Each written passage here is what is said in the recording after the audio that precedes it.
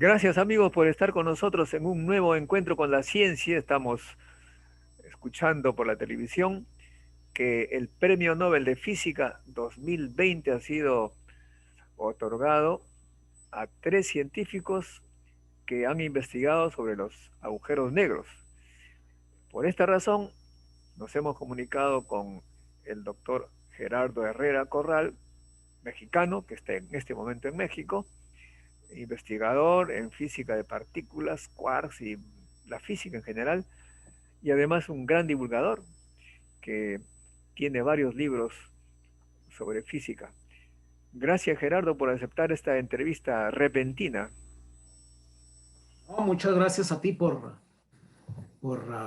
marcar y por la conversación. Muy bien, entonces, hace algunos años se asignó el premio Nobel a científicos que hablaban sobre las ondas gravitacionales por la fusión de dos estrellas de neutrones, ¿no es cierto? Entonces, por favor, comencemos eso.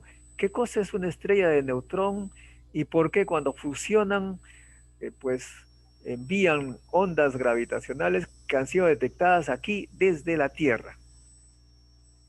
Sí, en el cielo hay objetos muy pesados y los objetos más pesados que conocemos son aquellos que terminan siendo el estado final de las estrellas.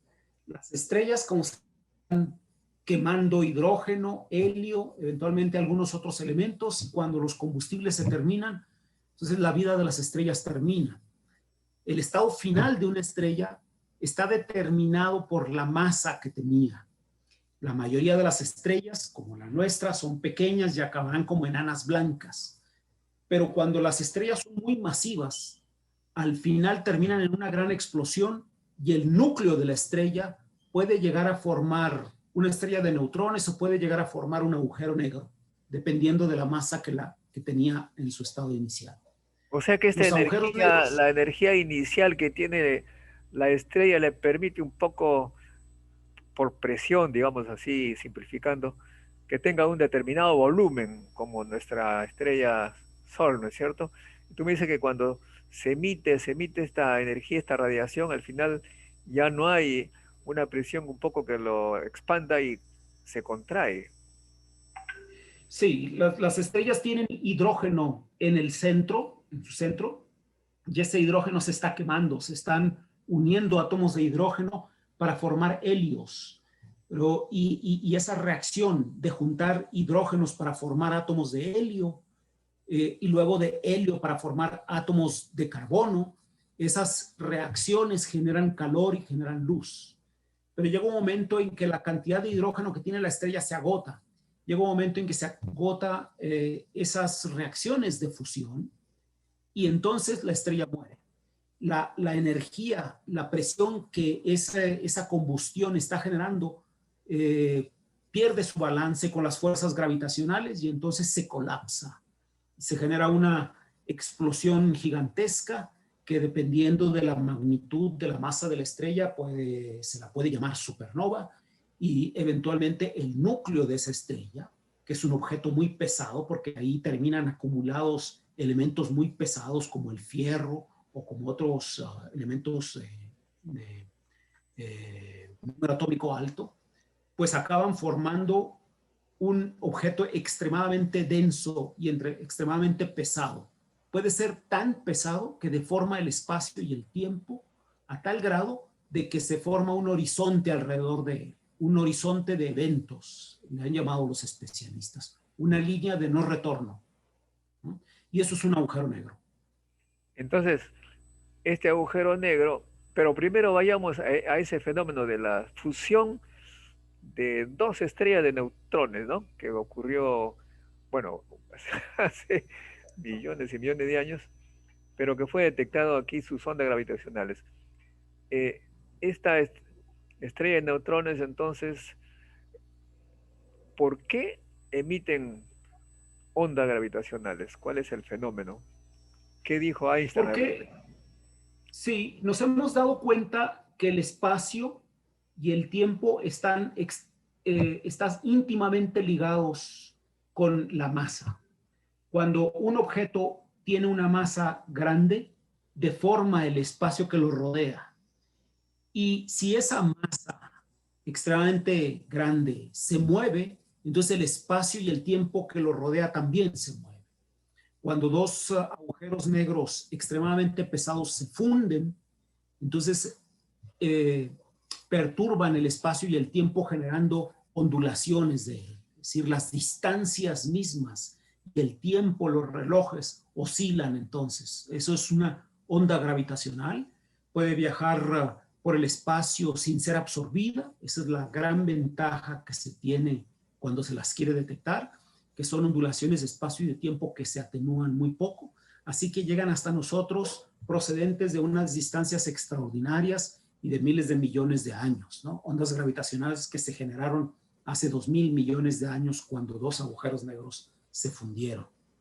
Ahora bien, bueno, el premio Nobel de Física de hace algunos años, no me acuerdo exactamente, fue precisamente por la detección de estas ondas gravitacionales, predichas 100 años atrás por el famoso, el genio Albert Einstein. Pero ahora, el premio Nobel de Física de este año, 2020, ha sido otorgado a personas que investigan los agujeros negros. ¿Por qué? Que también fueron predichos por Albert Einstein. ¿Cuál ha sido, digamos, simplemente una comprobación? ¿Cuál ha sido lo nuevo, lo importante del descubrimiento de estos investigadores? Son cosas distintas. Las ondas gravitacionales están previstas en la teoría general de relatividad. Las ondas gravitacionales son el efecto que tienen cuerpos muy pesados cuando se mueven. La pueden generar otros objetos, no tienen que ser agujeros negros los que las generen. Si tú comienzas a mover una esfera de fierro en forma oscilatoria, deformará el espacio y el tiempo, solo que lo hará con una magnitud extremadamente pequeña que no es detectable. Pero cuando lo hace un agujero negro o una estrella de neutrones, entonces la señal de las ondas gravitacionales es perceptible. Y eso es un fenómeno de la teoría general de relatividad. Un fenómeno distinto es el de agujeros negros. El que puedan existir en el universo objetos tan pesados, tan densos, que no permitan que de ellos escape ni siquiera la luz. Y estos agujeros negros están previstos, son parte del imaginario colectivo, pero no teníamos evidencia directa hasta hace poco, ¿no? Por supuesto que la detección de ondas gravitacionales es una evidencia indirecta de la existencia de agujeros negros, porque las ondas gravitacionales que se han visto solo se pueden explicar si pensamos que dos agujeros negros se fundieron hace 2.000 millones de años. Pero esa es una evidencia indirecta.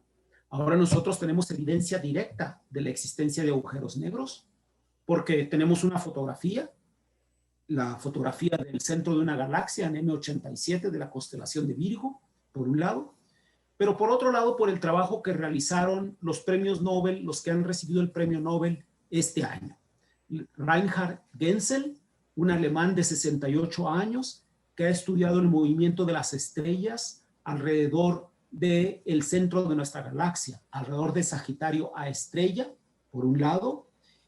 Como físico experimental ha visto el movimiento de las estrellas alrededor de un punto oscuro que parece estar conteniendo a este objeto muy pesado.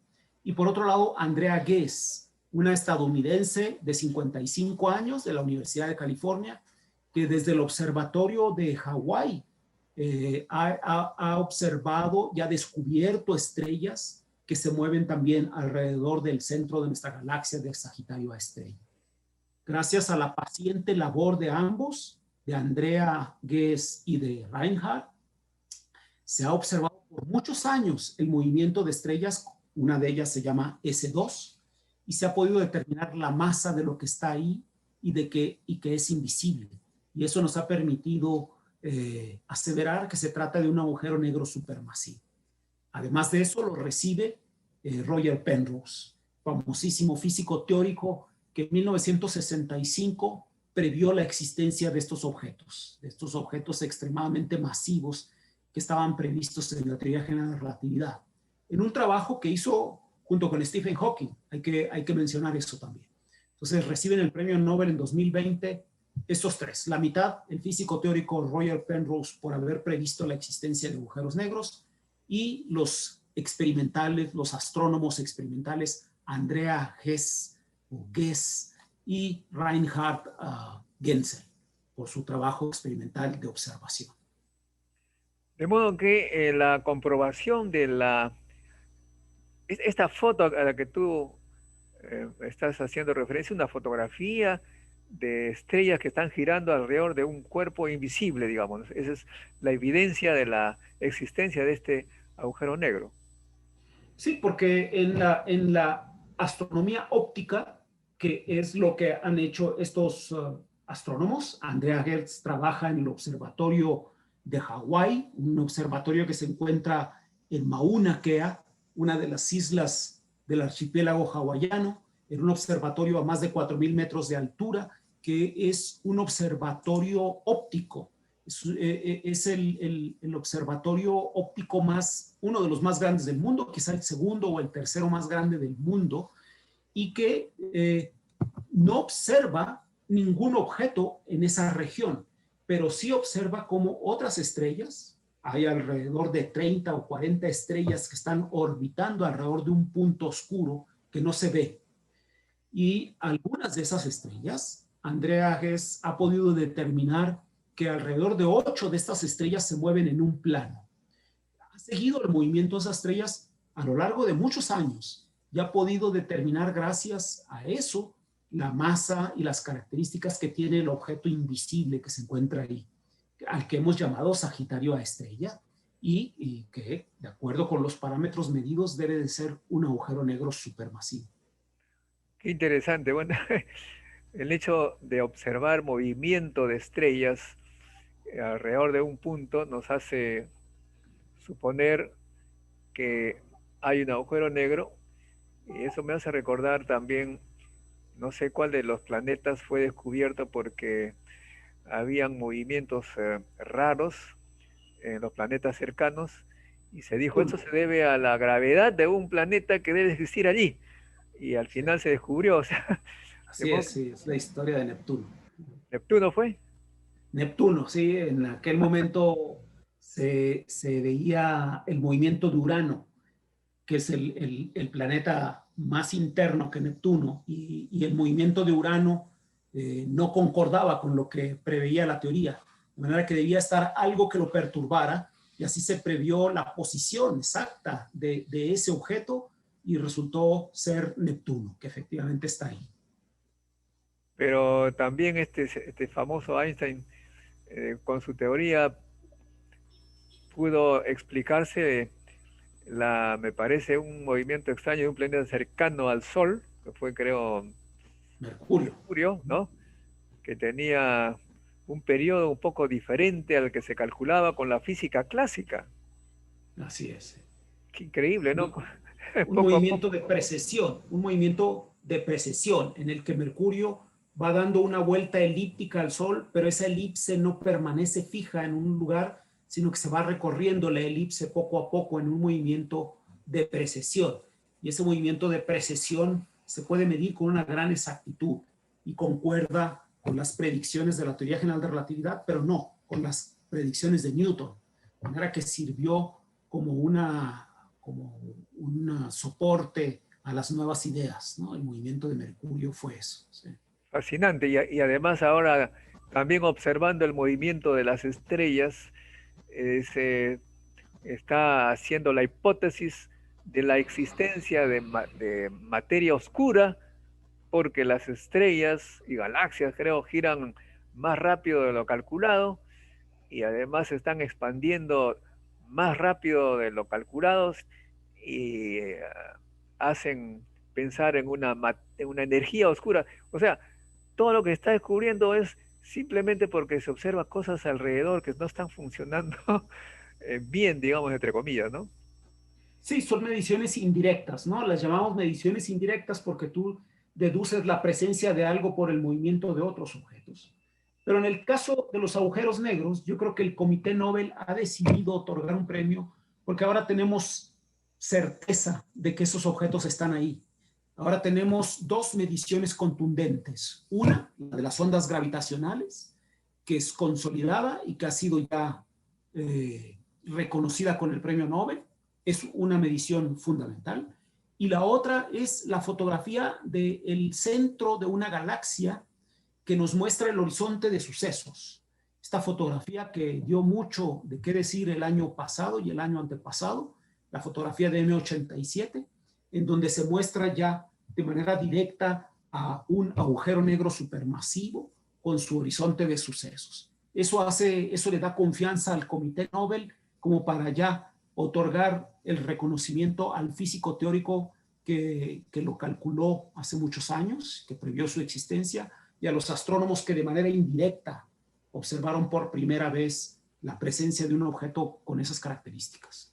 Ahora, la gravedad, que es fascinante, y tú también eres pues investigador en las partículas, ¿no? En física de partículas, en los quarks, y en esta teoría de la unificación, pero la gravedad con toda su fascinación que genera en las mentes de los científicos sigue sin ser unificada al resto de interacciones. Se mantiene aislada, solitaria. ¿Alguna vez podrá unirse a las otras? Eh, Se trabaja en teorías que unifican a todas las interacciones. Son las teorías del todo. Y en ese sentido tenemos un candidato bueno, tenemos un muy buen candidato de una teoría que vendría a explicar las cuatro interacciones: la interacción débil, la interacción fuerte, la interacción electromagnética y la interacción gravitacional. Esta teoría es la teoría de cuerdas. Es una teoría que ha estado con nosotros por más de 40 años en desarrollo y que empieza a decirnos cosas muy interesantes sobre lo que podemos observar poco a poco. En esta teoría es posible entender a las cuatro interacciones en un solo esquema. Es nuestra mejor apuesta para la unificación de todas las fuerzas en la naturaleza. Ah, bueno, o sea que tenemos un candidato a premio Nobel, no sé, hay varios que han trabajado en la teoría de cuerdas, entre uno de los cuales dice está este gran divulgador científico eh, de origen coreano, japonés, Kaku, ¿no? Michio Kaku. O sea que, y tú como gran divulgador, supongo que estás también, se te nota bastante apasionado por la ciencia, que es una cosa extraordinaria, eh, pero también he visto que te preocupa las políticas científicas en México. Hay movimientos, un poquito, esclarécenos el problema, ¿qué está pasando con la política científica en México? Bueno, México acaba de comenzar hace 2 años una nueva administración en el gobierno federal. Tenemos por primera vez en la historia de este país a un gobierno de izquierda que curiosamente y para desilusión de muchos ha estado tomando medidas que parecen ser más las de un gobierno de derecha, porque una de las medidas que ha tomado en los últimos 2 años o desde que comenzó hace 2 años ha sido recortes presupuestales a ciencia y a cultura.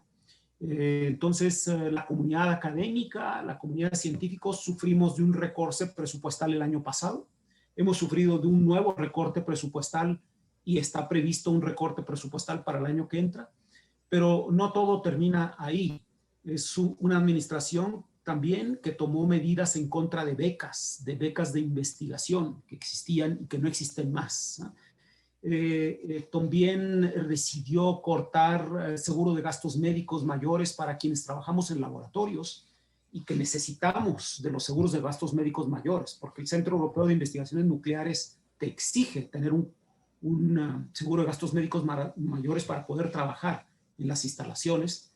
Esta administración lo quitó y ahora, en este momento, se está votando en la Cámara de Diputados la iniciativa que envió el Ejecutivo Federal, es decir, el presidente de la República, para eliminar fideicomisos. Las instituciones mexicanas contaban hasta el día de hoy con los fideicomisos que le permiten realizar labores de muchos tipos, apoyar proyectos, una gran cantidad de proyectos y hacer labores de diferente tipo. El presidente ha definido colectar todo ese dinero de más de 100 fideicomisos en todo el país para utilizar el dinero en acciones de salud para contravenir los efectos de la pandemia. Eso deja al descubierto a la ciencia en México. En particular en el CIMBESTAB, donde yo trabajo, se estaban financiando alrededor de 120 proyectos, muchos de ellos relacionados con el COVID, con la pandemia. Se van a quedar sin fondos, se van a quedar sin el financiamiento necesario.